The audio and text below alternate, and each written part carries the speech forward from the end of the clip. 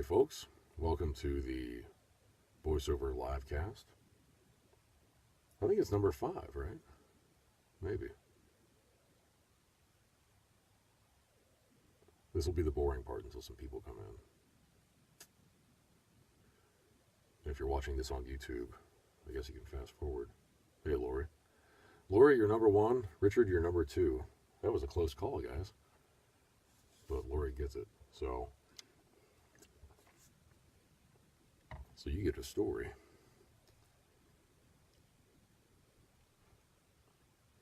Oh, Tim Dietrich. All right, we got 2 rowdies in here already.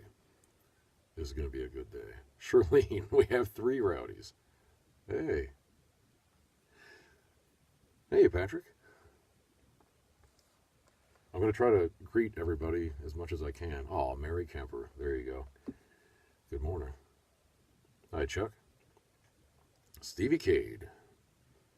All right. 6 people already. Man, it's going to be a barn burner. All right, so I'll go ahead and tell you. I'm not going to narrate from a book today. I'm just going to do news items. Better be ready. So let me know what you want to hear about.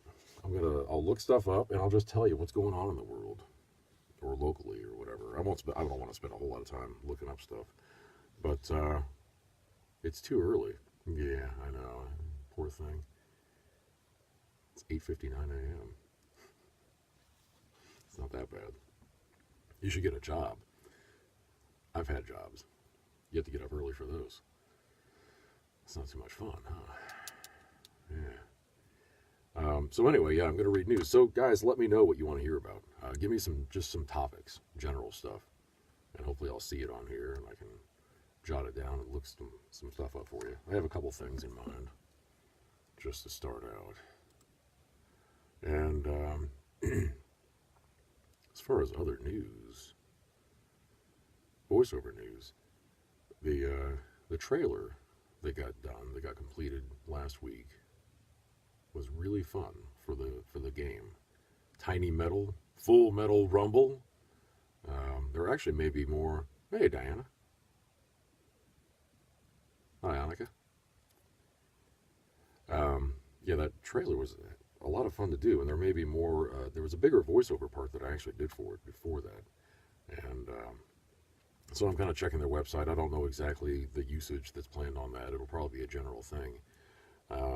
But the YouTube video that I shared was kind of not an afterthought, but it was just something that they tacked onto the project. So I'd done that in this bigger, more dramatic voice.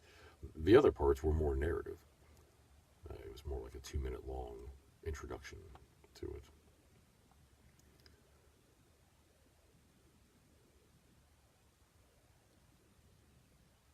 Oh, Mary Kemper. Okay, hang on. Nebraska flooding. Well, if you're saying there's no news coverage of it, I would agree because I have not heard about that. Now, I do the international news thing for A News in Turkey. So I'm kind of reporting on things all over the world, and they do touch on some things like really, really big events in the United States. And maybe they've done it with the other newscasters, but not me. Okay. So I got that up. I got that queued up. Thank you. Hey, Michael. So yeah, folks, give me your ideas on what you want to hear about, and I'll tell you. I won't try to be overly dramatic about it either. In other news, I'm working on a new audiobook. It's a serial killer fictional thing. Kind of nice. It's pretty good. Not too graphic or anything. It's just kind of, it flows, and it's probably going to be done next weekend. I'm going to be going to Nashville Sunday, coming back. Hey, Jer. Coming back Wednesday, so I'll have to take a break from the narrating and be doing a lot of songwriting, actually. I'll be going for the Nashville Songwriters Association, doing some seminars and some training. Okay. It's 9:02. I gotta talk.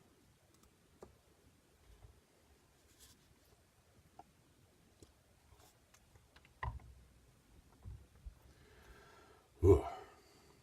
Okay. So I found this random thing. Kind of funny. It's got a few different little stories in it.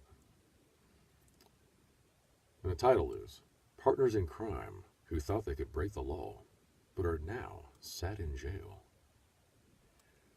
Working alone or together, a crime committed means you'll be brought up against the judge and jury, no matter what the excuse.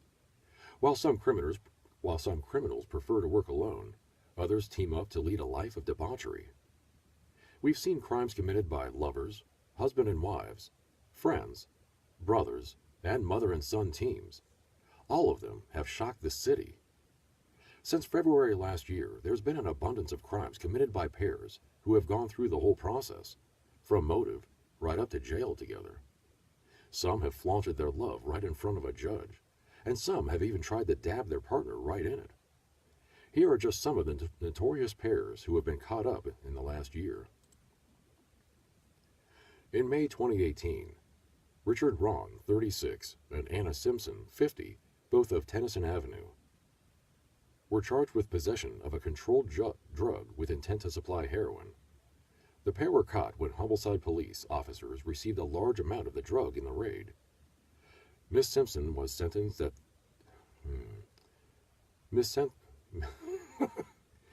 Miss Simpson was sentenced for a total of 3 years imprisonment for 2 counts, one of which was possession with intent to supply heroin, and the other, which was possession with intent to supply cocaine. Mr. Wrong was sentenced to 6 months imprisonment for possession of heroin and crack cocaine, possession of cannabis, and acquiring and possessing criminal property. This website is terrible. It keeps popping up stuff. Sorry about that. Crime duo Ian Billany and Lee Rose teamed up in November 2017 dressed as clowns and smashed their way into Lloyd's TSB in Newland Avenue. The pair then went to steal from a jeweler's. 2 of the women working at the bank wrote harrowing victim impact statements that they read out to the court. One said, "It petrified me, and I cried and shook in fear, later in anger." The 2 received jail sentences totaling more than 26 years.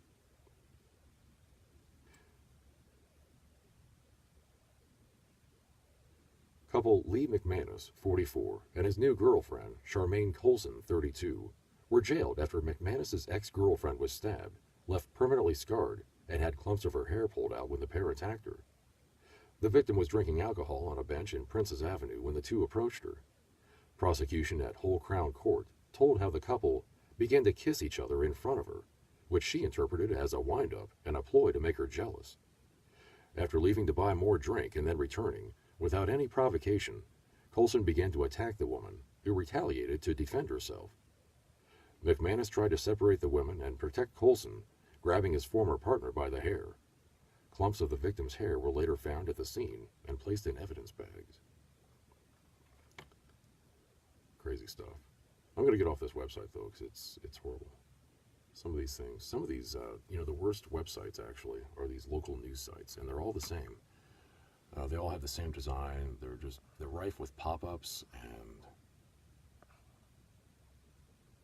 Lori, thank you.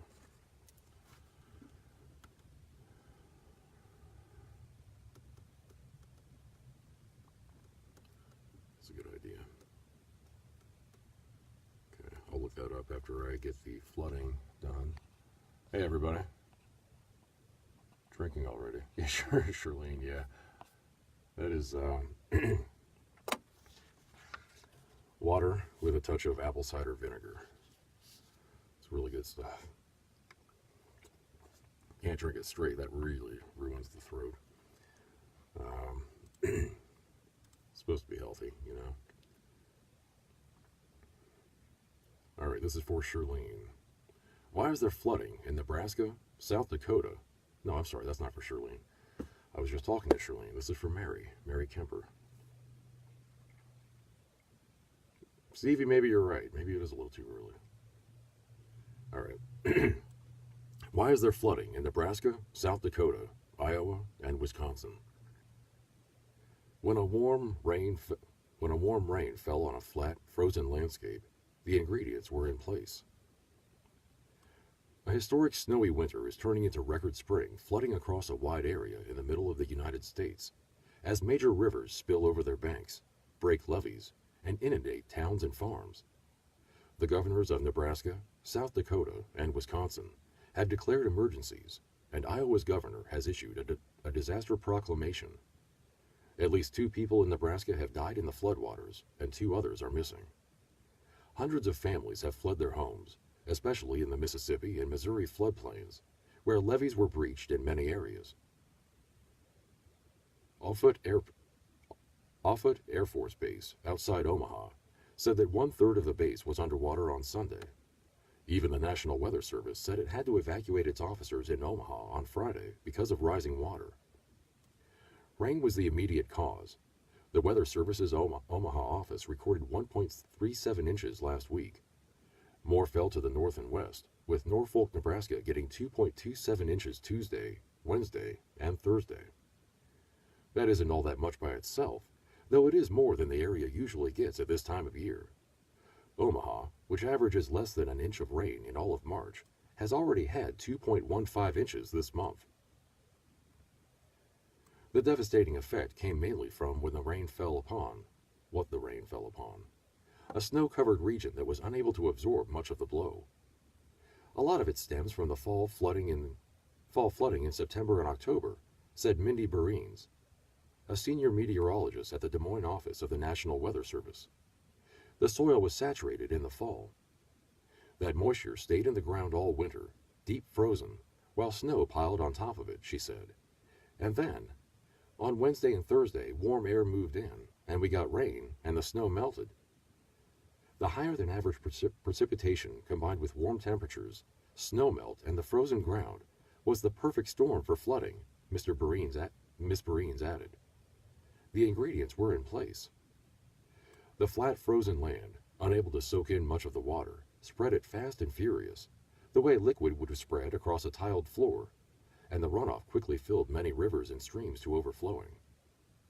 The ground was like concrete, said Kevin Lowe, a hydrologist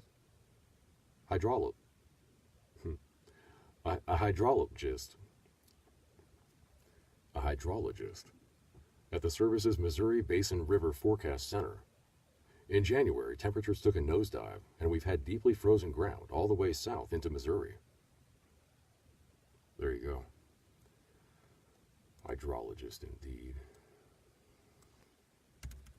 I'll tell you what, next time I do this, I will make sure that I kind of get the word out and get your ideas beforehand.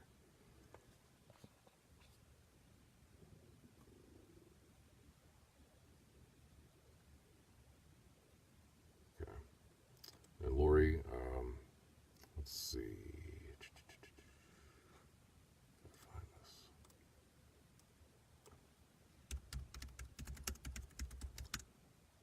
What else do you want to hear about, folks? Okay, we're going to talk about veterans and suicide awareness.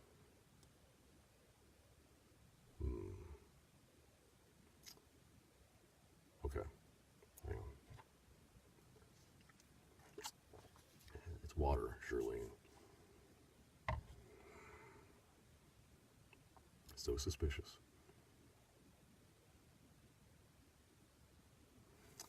All right. Painful numbers. Artist brings awareness to veteran suicides. Dover.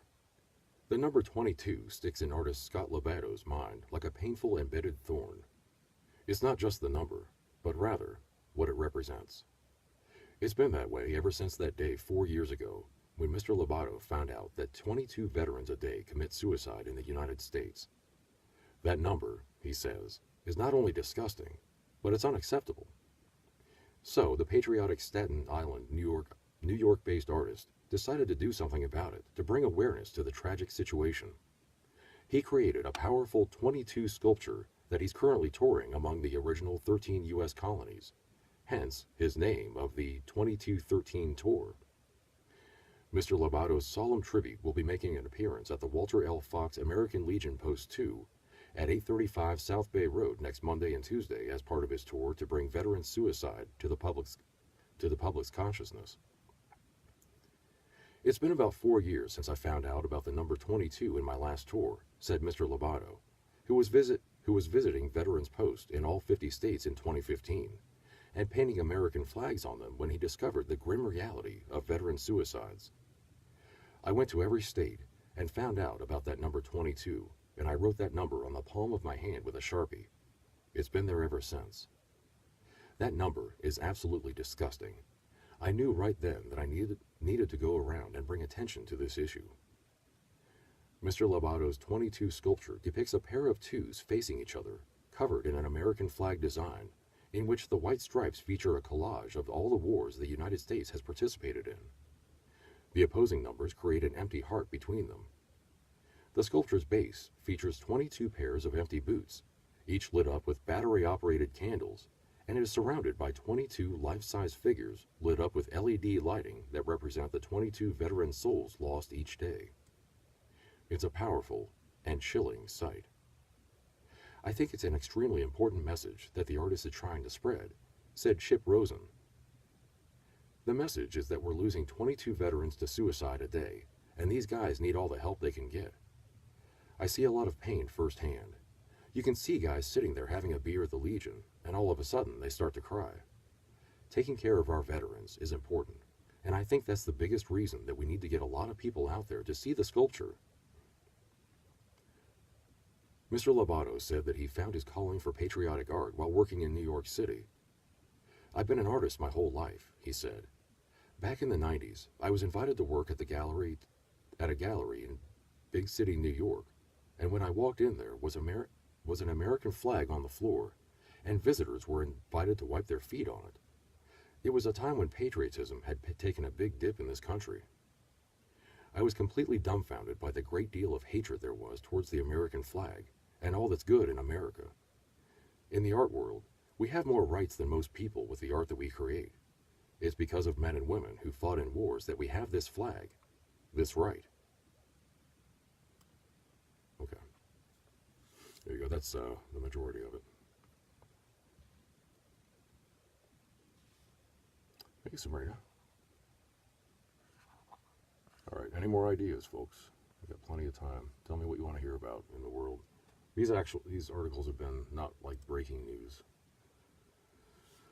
Just different things that have been going on. And Mary,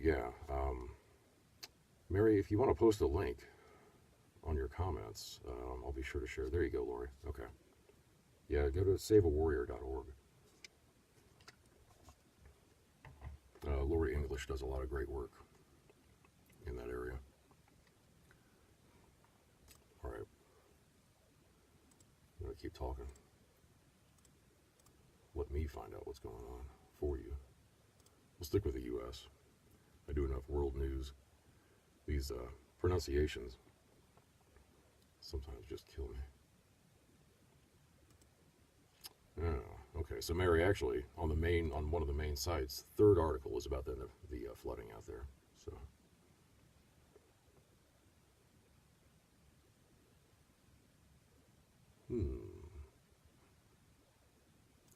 stick to local.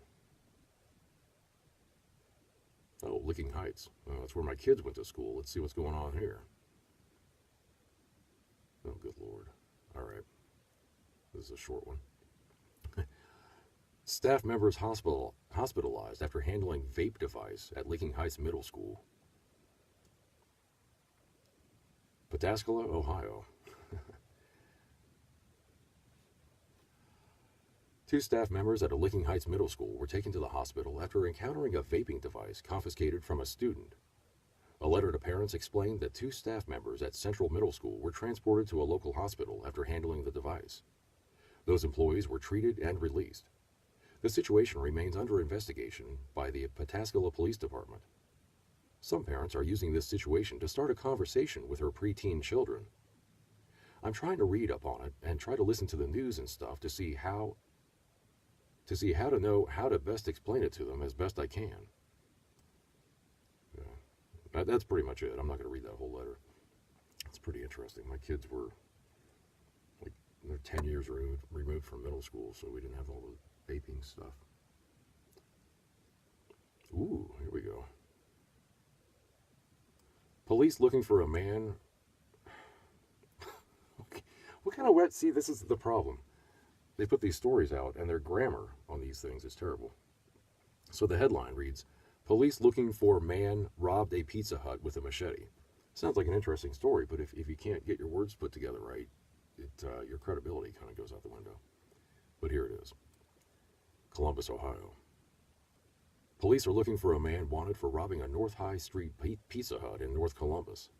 Police said the man walked into the Pizza Hut at 3530 North High Street at 9:50 p.m. on Sunday with a machete-style knife. The suspect jumped the counter and took cash out of the cash register before jumping back over the counter and walking out of the business. The suspect left the scene and is described as a male, around 5'7" tall, and weighs approximately 150 to 160 pounds. He was wearing a black hooded sweatshirt and a black mask over his face. Anyone with information is asked to call police at 614-645-4665. Lori, I know. Oh, Richard, you've seen that one? Well, there you go. You can go to, well, okay, then I'll go to 10tv.com. They're the ones that don't know how to write headlines. Or don't go there. All right. What else? Keep giving me ideas here.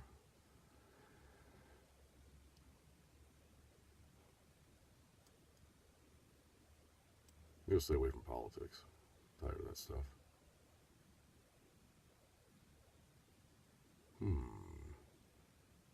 Public records, police reports. No, that's just bullet points.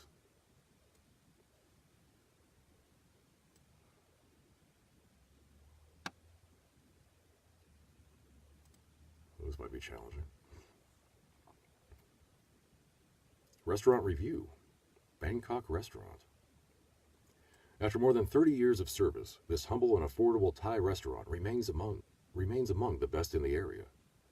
In mid-November, Bangkok Restaurant, a venerated East Side Thai eatery, closed for 2.5 months to give its small, hard-working crew some time off. Bangkok had been on hiatus before, but this protracted span of inaction provoked hardcore fans to clamor for its return, on Facebook and in real life. When the beloved mom-and-pop shop reopened with a refreshed staff, I sensed an opportune occasion to reassess a restaurant I'd long been fond of, but hadn't visited in many months. That's not because Bangkok is born anew. It's not a place that embraces change. By continuing down the well-worn path it started traveling back in 1984, this humble, relatively inexpensive eatery leads its customers to classic Thai food that's as good, and often better, than any in the city. Bangkok's expansive menu has remained largely static through the years, but the experienced chefs are executing its spicy, fragrant, delicious, and uncommonly balanced dishes better than ever. And Bangkok's friendly, efficient, and helpful veteran servers are on top of their game now as well. One thing hasn't improved with age: Bangkok's dining room. It's the same old brightly lit space with fake bricks, industrial carpet, faded photographs of Thai royalty, a few culturally appropriate knickknacks and adornments, plus a TV playing Thai pop music videos. Because the food is so good, the place is usually bustling, and this translates into an upbeat mood. I love bold and refreshing Thai salads, but balancing their diverse components, acidic fresh lime juice, funky fish sauce, spicy chilies, sweet palm sugar, aromatic cilantro and scallion, can seem as tricky as juggling a bowling ball, a grape, and an agitated raccoon. Bangkok impressively manages the task, with its big and wonderful larb gai, starring warm ground chicken given crunch from toasted ground rice, and the modest-sized som tam, assembled with shredded unripe papaya, carrot threads, crushed peanuts, and tomatoes. Sharing these salads with an order of sticky rice will boost any group outing here. That's all I'm going to say about that. It's probably pretty good stuff. Nobody else is talking. We only have 4 people left. Man, I got staying power. Hey, Dennis. We got a few minutes left. Let me find a few more stories. Give me some more ideas, though. All right, that's it for local. We'll go into entertainment.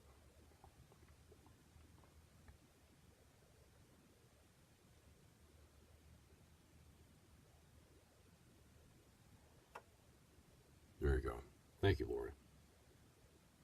Um, Later today, I will be sure to share your links and Mary's. It's very important stuff. Here's something that's really not important. Bill and Ted are embarking on a third excellent adventure next year. Bill and Ted 3 Face the Music, the long-awaited sequel to 1991's Bill and Ted's Bogus Journey, is entering production this summer and is due to be released in August next year. Details about the third entry in the comedy time-traveling series were announced on Twitter by its co-stars, Keanu Reeves and Alex Winter, who said, "We want to say thank you to the fans because it looks like we might, actually, hopefully, make a movie this summer." The film has been a long time coming. The second entry in the series, Bill and Ted's Bogus Journey, was released almost 30 years ago in 1991, and a draft for its third entry was completed way back in 2011. 8 years later, the film is finally entering production. A lot has changed since the last film was released. Reeves has long since transitioned from being a comedy actor into an action movie star, best known for martial arts films including John Wick, Speed, and The Matrix. Meanwhile, Winter has primarily been a director for the last decade. I can't say that I ever saw those movies.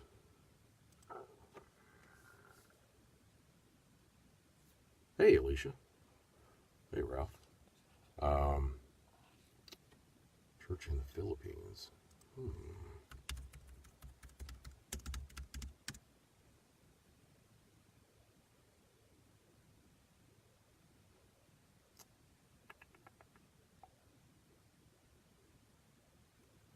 Well,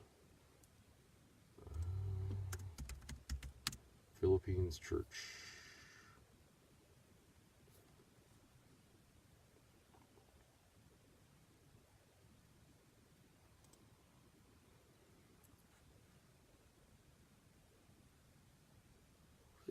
Okay. Oh, I'm sorry. I'm trying to figure out. There's nothing really recent within the last couple days on that. So that's odd. I was a tot in the early 90s. Hey, Lori, I graduated high school in the early 90s. I had my first kid in 1994. I wasn't a baby. No, Alicia, I'm not finding anything reasonably relevant to that. That's odd. So, let me move on. I'll do one more news item. Hey, Tori. Oh, that's interesting. Okay. This can provoke debate, I guess. It's not political, but it's, all right. Kentucky governor says he exposed his children to chickenpox rather than getting vaccine. Kentucky Governor Matt Bevin said he made sure all his 9 children were exposed to chickenpox and caught the disease instead of giving them a vaccine. They had it as children. They were miserable for a few days and they all turned out fine, Bevin said in an interview. Bevin and his wife, Glenna, have 9 children between the ages of 5 and 16, according to his campaign website. Side note, that'd be a nightmare.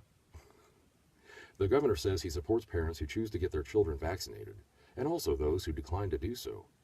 But he said the decision shouldn't be up to the government. This is America, he said. The federal government should not be forcing this upon people. They just shouldn't.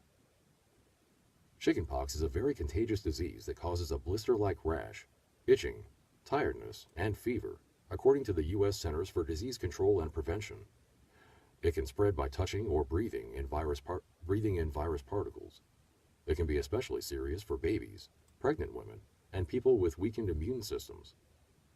Bevin's remarks come several days after a teen in Kentucky sued his local health department, which has temporarily banned students who aren't immunized against chickenpox from attending school after an outbreak at a Catholic school.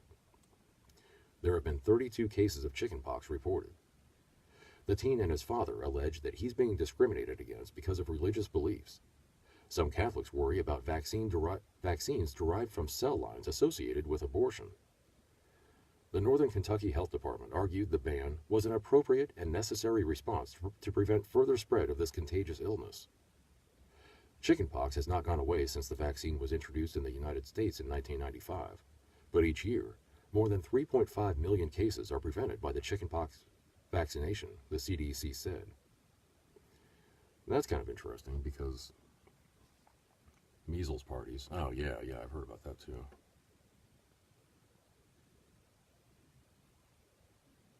Alicia, oh, yeah, hold on, I'll get to that.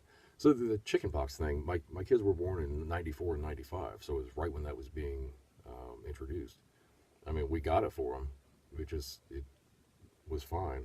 They did have to get them again because it updated. I don't know what mutated or something happened. I think when they were 8 or so, they had to get it again. Alicia, yeah, I've been doing on the international news thing that I'll be doing later today in a little bit. There's been plenty of New Zealand news on that, so I can't pick what I do. Hi, Andrew. I'm just wrapping up, actually, but I'll be posting this, and you can watch the whole thing, get the news from the world. Not really news of the day. Like I said, maybe I'll probably do a narration of a book in 2 weeks, and then in 4 weeks I'll do another news thing. And I'll get the word out so you can all tell me what you want to hear about. But I appreciate you checking in, and we'll see you next time. Next week is music, and again, I'll be coming right from Nashville, getting home at midnight Wednesday night, so Thursday morning should be interesting. Anyway, have a great day.